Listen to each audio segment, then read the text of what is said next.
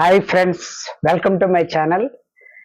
నేను చేసే వీడియోలు ఎక్కువగా యూత్ రిలేటెడ్, మోటివేషన్ రిలేటెడ్ కాబట్టి తప్పనిసరిగా మీ పిల్లలకి చూపించమని నేను విజ్ఞప్తి చేస్తున్నాను. ఎందుకనంటే సొసైటీలో జరుగుతున్నవన్నీ ఏది తప్పు ఏది మంచో తెలిసి తెలియని వయసులో వాళ్ళు చేసే సమస్యలకి రిలేటెడ్ వీడియోలు నేను ఎక్కువ చేస్తున్నాను కాబట్టి వాటి నుంచి నేర్చుకొని వాళ్ళు తప్పనిసరిగా బాగుపడాలి అనే ఉద్దేశం మీద చేస్తున్నాను కాబట్టి మీతో పాటు మస్ట్ అండ్ షుడ్గా నా కంటెంట్స్ చూపిస్తే గనక చిన్నప్పటి నుంచి వాళ్ళల్లో ఒక ప్రేరణ ఏర్పడుతుందని చెప్పి నేను 100% మీకు హామీ ఇస్తున్నాను. ఆ ప్రేరణ వలన వాళ్ళు ఏదన్నా తప్పు చేద్దామన్నా సరే ఇటువంటి వీడియోలు గుర్తుకొచ్చినప్పుడు వాళ్ళ మానసిక స్థితిలో తప్పనిసరిగా భయం అనేది ఒకటి ఏర్పడి అందులోకి వెళ్లకుండా ఉంటారనే ఉద్దేశం మీద నేను ఈ వీడియోలు చేస్తున్నాను. తప్పనిసరిగా మీ పిల్లలకు చూపించండి.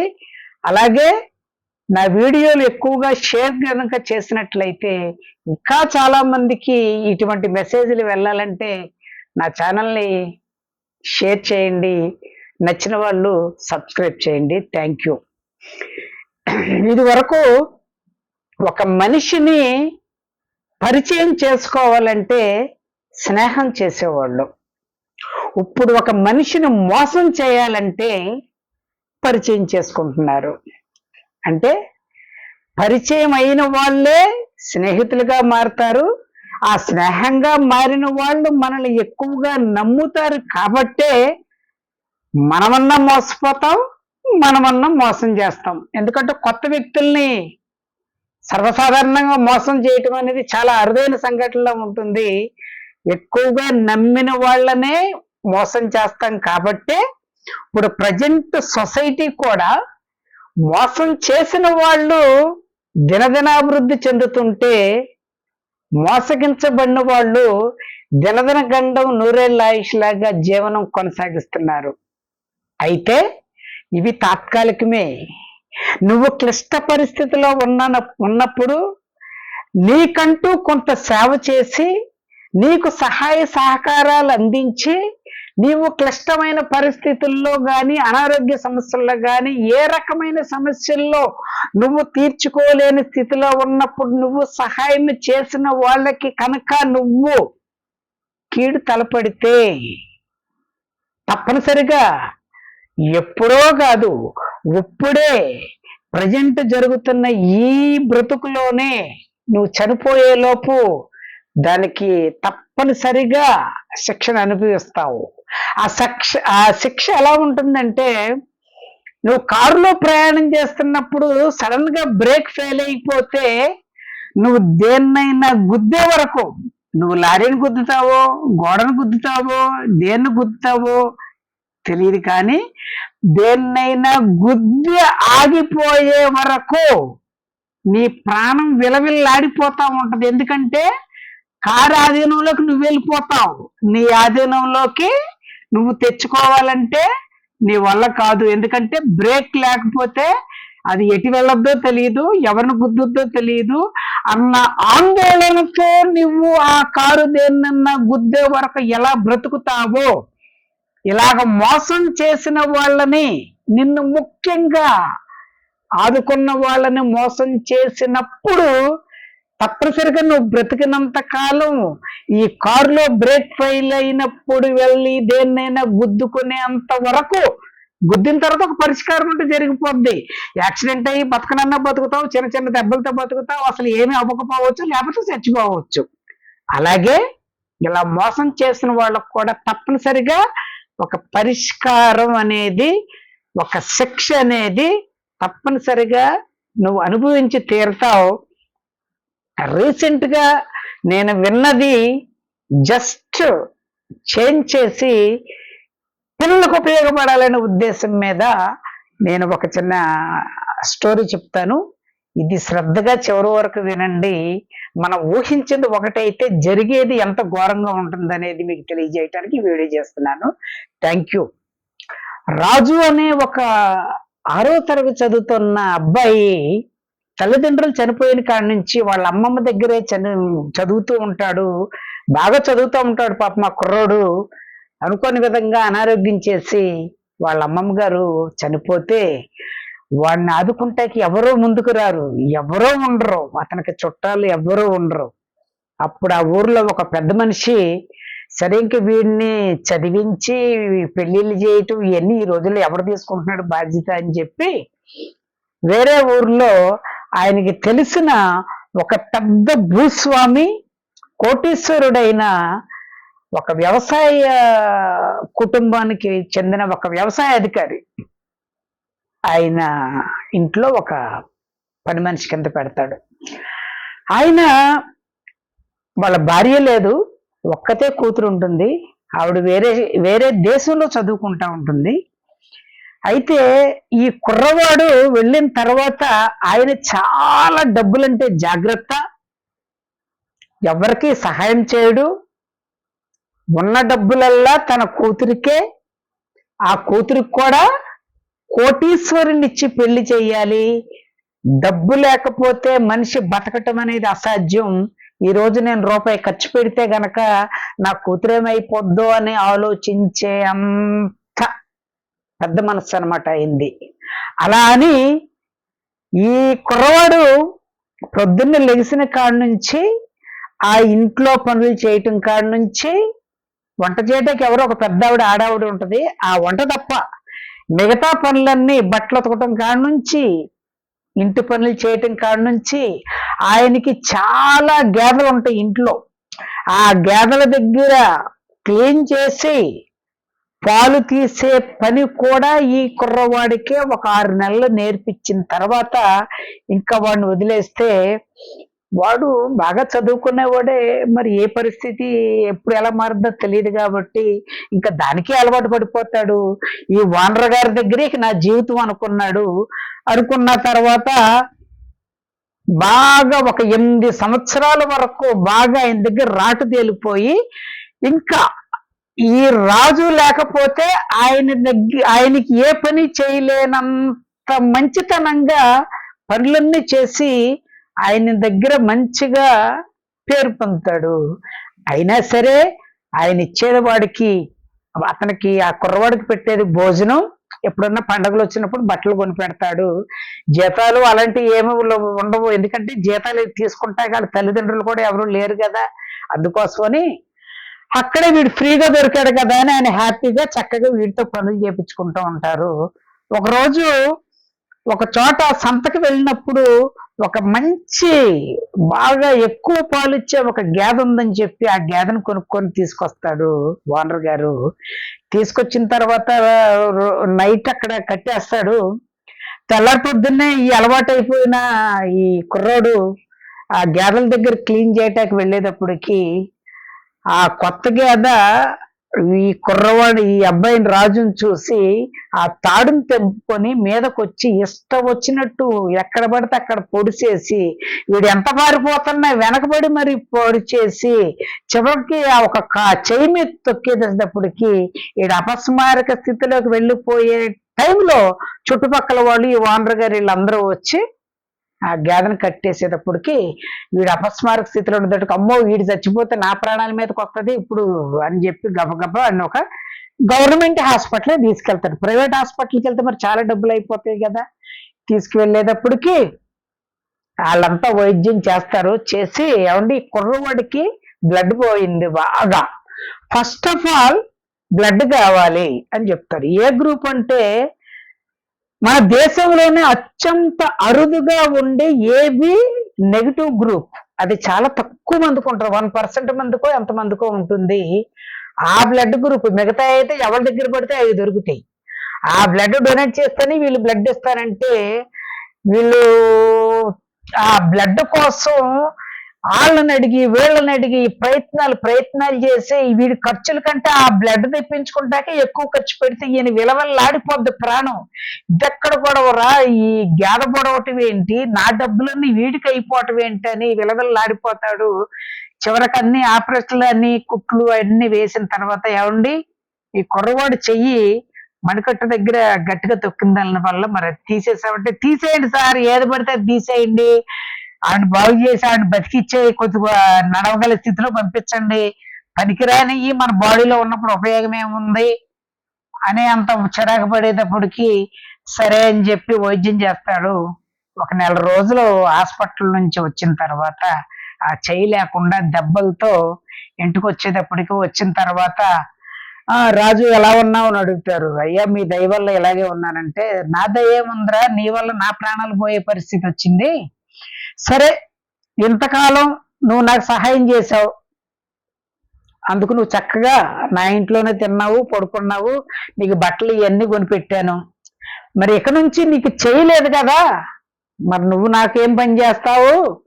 అలా అని నీకు నేను పని చేసి పెట్టే పరిస్థితిలో నేను లేను కదా, అందుకోసమని మరి ఇదిగో ఈ 500 జేబులో ఉంచుకొని నువ్వు ఎక్కడికన్నా వెళ్ళిపోరా అనేటప్పటికి, అయ్యగారు ఈ వయసులో నేను ఎక్కడికి వెళ్తాను, నాకు 20 సంవత్సరాలు దాటిపోయినాయి, ఇంతకాలం నా తల్లిదండ్రులు నేను చిన్నప్పుడే చనిపోయారు, 6వ క్లాసులో చదువుతున్నప్పుడు మా అమ్మమ్మ చచ్చిపోయింది, ఆ చదువుకున్నప్పుడు నేను మా అమ్మమ్మ చనిపోకపోయినా కొన్ని ఎక్కడన్నా చదువుకొని హాస్టల్లో ఉండేవాడిని, నాకు చదువుకుంటాకి లేకుండా పోయింది మీ దగ్గర జాయిన్ అవటం వల్ల, ఈ పని తప్ప నాకు వేరే పని కూడా ఏది చేయటం రాదు, ఈ పరిస్థితుల్లో నన్ను వదిలేస్తే నేనేమైపోవాలని అడిగితే, అరే ఇవన్నీ నాకు వద్దురా, నువ్వు ఏం చేస్తావో నాకెందుకు, నువ్వు నా కోసం పుట్టావా ఏంట్రా, నేను పోషిస్తానని పుట్టావా, మనిషికి ఎప్పుడు అవసరం ఉన్నంత వరకే వాడుకోవాలరా, అవసరం అయిన తర్వాత వదిలించేసుకోవాలి, ఇది జీవిత సత్యం, నువ్వు కూడా నేర్చుకో అని చెప్పి నిర్దాక్షిణ్యంగా దోసేస్తాడు రోడ్డు మీదకి.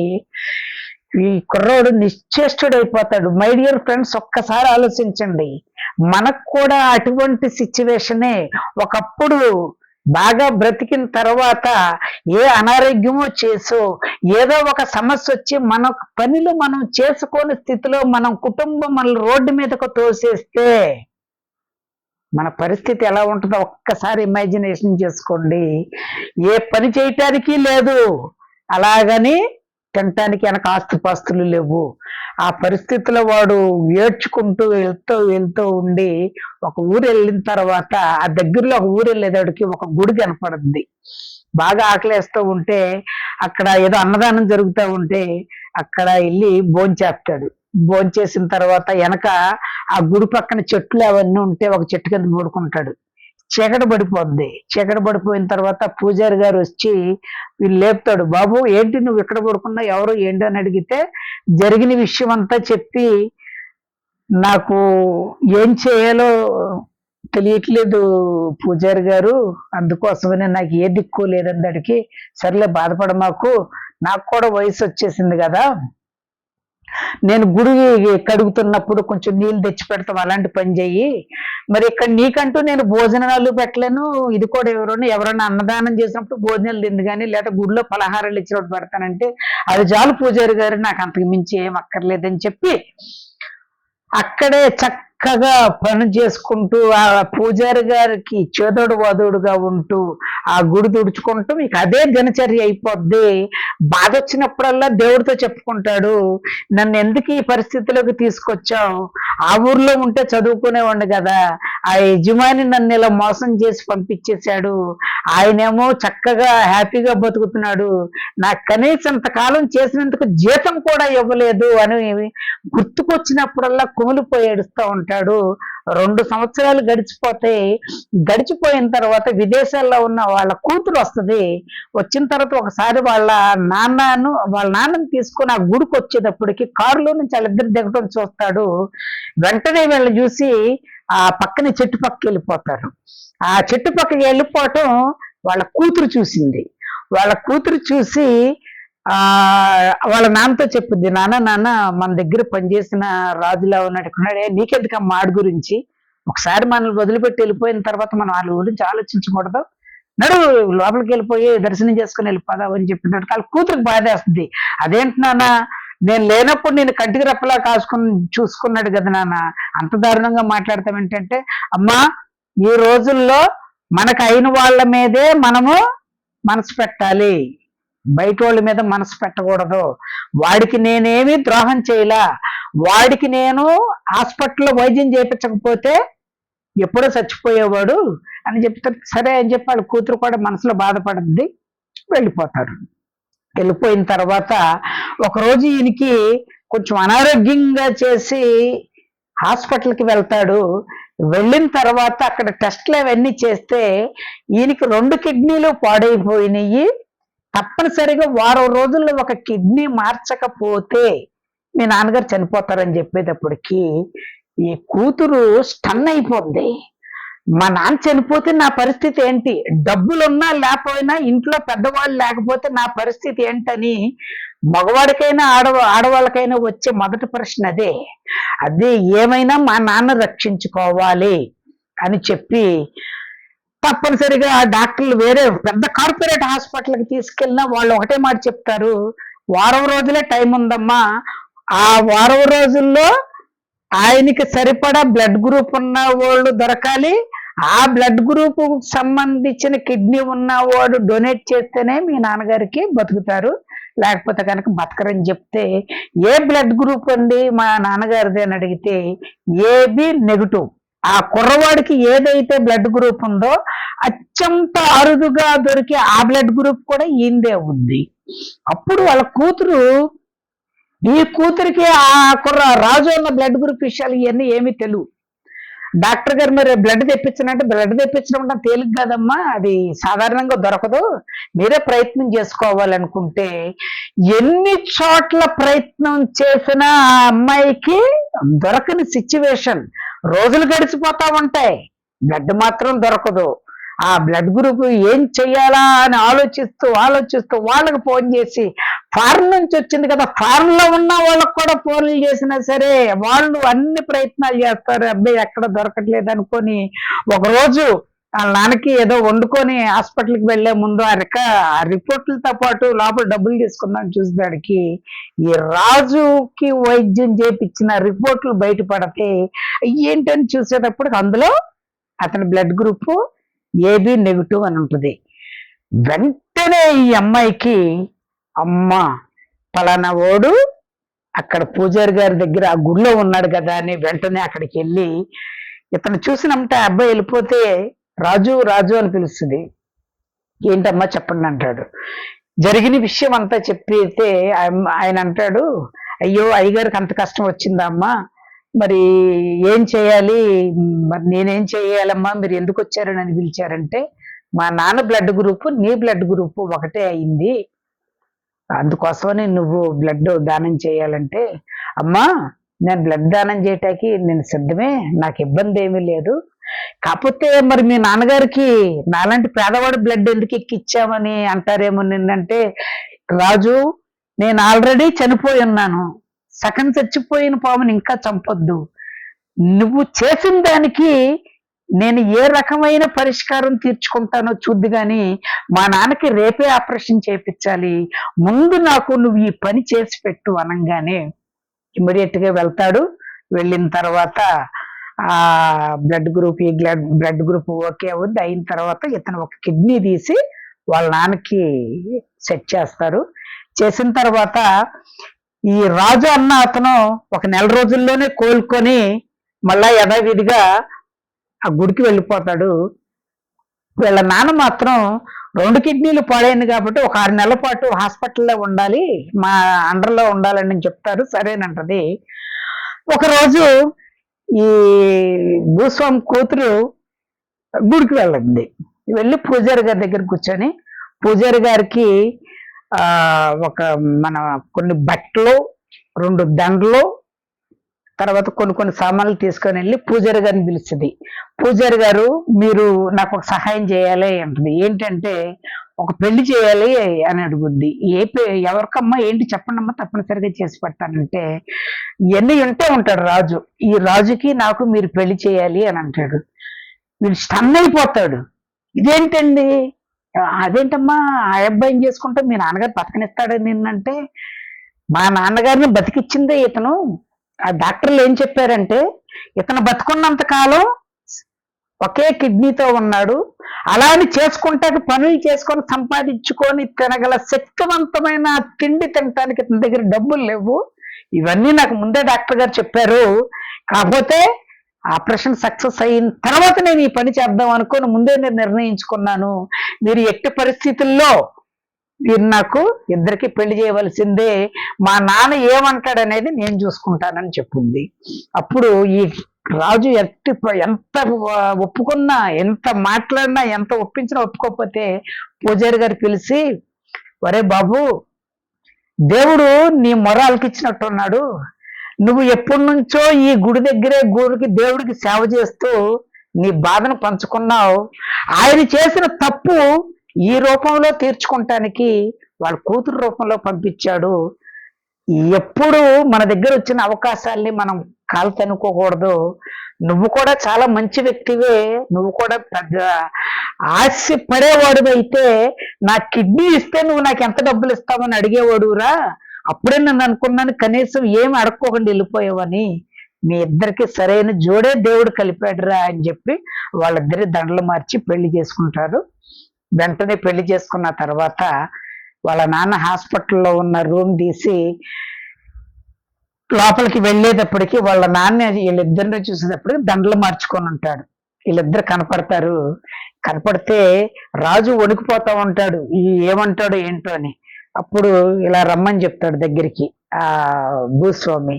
వెళ్ళిన తర్వాత వాడి చేతులు పట్టుకొని ఇలా దండం పెట్టి కళ్ళ నీళ్ళు తెచ్చుకుంటా ఉండేప్పటికి వీడికి అప్పుడు కొంచెం భయం తగ్గుద్ది. అరే, నేను ఎక్కువ మాట్లాడకూడదు, నా కూతురు చాలా నాకు శిక్ష వేసిందిరా, ఈ శిక్షతోనైనా సరే నేను చేసిన పాపం పోయింది, ఇద్దరు సుఖంగా జీవించండిరా అని చెప్పి ఈ రోజు నుంచి నా కూతురు ఎలాగో నువ్వు కూడా అలాగేనని చెప్పి సంతోషంగా ఇచ్చి పంపిస్తాడు. మై డియర్ ఫ్రెండ్స్, ఆయన అనుకున్నది ఆ డబ్బుతో కోటీశ్వరుని చెయ్యాలని. ఈ కుర్రవాడి స్థితి చదువుకున్న వయసులో వాళ్ళ అమ్మ చనిపోయి ఇక్కడికి తీసుకురావటం, ఆడికి ఆ గ్యాద ఇష్టం వచ్చినట్టు పొడి చేయటం, వీడిని రోడ్డు మీదకు పంపించేయటం, ఆ అమ్మాయి మనసులో స్థానం సంపాదించటం, వీడి మంచితనం వల్ల తొందరలోనే శిక్ష అనుభవించిన ఒక వ్యక్తిగా మనం ఈ యొక్క వీడియో చూసి మనం నేర్చుకోవచ్చు. అలాగే మనం మంచితనంతో ఉంటే తాత్కాలికంగా వచ్చే కష్టాలు ఏదైనా మనల్ని ఎవరన్నా మోసం చేసినా దానికి రెట్టింపు శిక్షణ మాత్రం పొంది తీరుతాడు. మీరు కూడా ఎవరి చేతులను మోసపోతే ఎక్కువ బాధపడమాకండి. Waiting for the time. Thank you.